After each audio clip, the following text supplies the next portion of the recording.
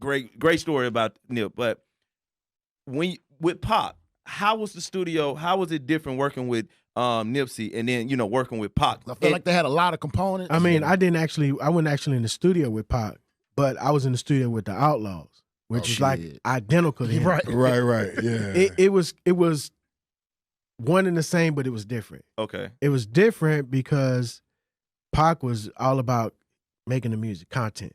Nipsey was more about a brand. Yeah. And building his brand. So Nip didn't work as hard in the studio and as efficient as Pac did, because it would take Pac 2 seconds to do a record.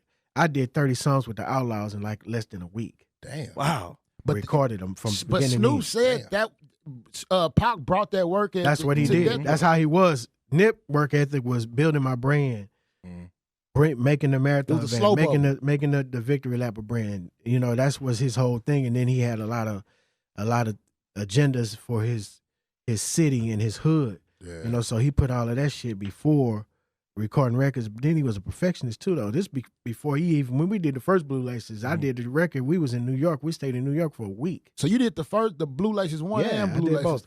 I did both. Like Blue Laces 1. 1 and 2. Oh my God. Like I thought it was just 2, man. Nah. Blue Laces 1 was like, damn. That's Like crazy. Yeah, I did both. So, when we did the first one, we stayed in New York for days, and the nigga never laid not one fucking verse to that record, bro. And I'm like, man, what is going on, my nigga? Like, is you gonna lay this shit or what? they said he took his time. Man, it was with about 3 or 4 months later. They sent me this record, and I was blown away. I was like, oh shit, because he had did mixtape record to Gotta Be a G, a record I did for Lil Kiki. It was called RSC, and he did that. That's how we got linked up. Yeah, he was trying to find me, and he wanted to know who I was, and they ended up. Johnny Shipes was the guy that had him signed. They ended up flying me out to New York, and they flew him out. He had just got fresh out of jail and just started his career up. Yeah.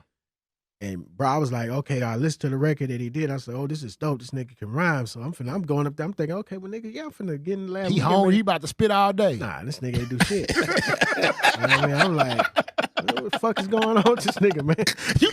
I left the whole city, bro. I'm 5-6 days deep in this shit. I done made 4 or 5 tracks. I ain't hear no one. No vocals. No vocals, bro. So how did you continue to fuck with it? Because I know some people be like, man, this nigga ain't trying to work. You know what? We was tight like that. Once we stayed in this condo together. Yeah. So, you know what I mean? We kind of created some brotherhood, and once the record got done and we went back and forth, started talking, then we got our own personal relationship with each other. Once that happened, it was a wrap. And then when the Blue Laces came out, he came down here to Dallas and he did a show downtown. Yeah. Okay. And I met him downtown and we hung out. And even when that record came out, when he rapped it, the crowd was going crazy. And he looked back at me and I'm looking at him like, damn, nigga, this shit for real, huh? Yeah. Hey. You know what I mean? So we went through that whole thing. We worked. We always stayed in touch with each other. I used to get hella frustrated with the nigga because he'd call me out and hype me up. Man, I'm finna fly out to Atlanta. We're going to go work. We're going to go to the drama studio and work. I'm ready. About 4 or 5 months ago, but then he hit me back like, hey, you know, I'm going to do something. And it never happened. Then this one time I got a call. He's like, hey, man, the Victory album lap is done. I cannot finish this shit without you on it. Yeah. I'm not going to finish without you on it. And, you know what I mean, come to find out, Blue Laces 2 was like the newest record that he recorded. A lot of the records on Victory Lap was like 4 and 5 years old. He wasn't doing a lot of So recording. Blue Laces 2 was one of the most recent. last it was one of the last records he recorded for the Victory Lap album. And it was very significant too because it was the only record that I ever knew of that this nigga recorded in one day.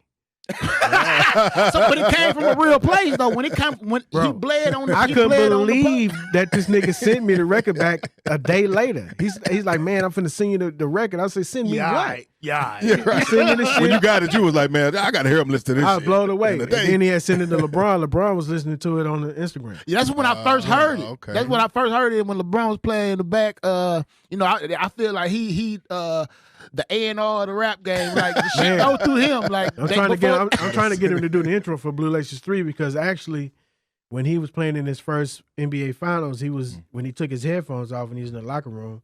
He was playing it against Miami. He's playing Blue Laces 1 then. Damn. Yeah. So he was already fucking with it. So the people may hear some more Nips soon. Like, yeah, they're gonna hear some, okay. and then they getting ready to revise all of his catalog and put it back out. Oh, okay. And all of that kind of shit too. So you know, what I mean, it's not a lot out there because Nip was multifaceted and doing a lot of things in this short time here. You got to remember this dude was in his 30s.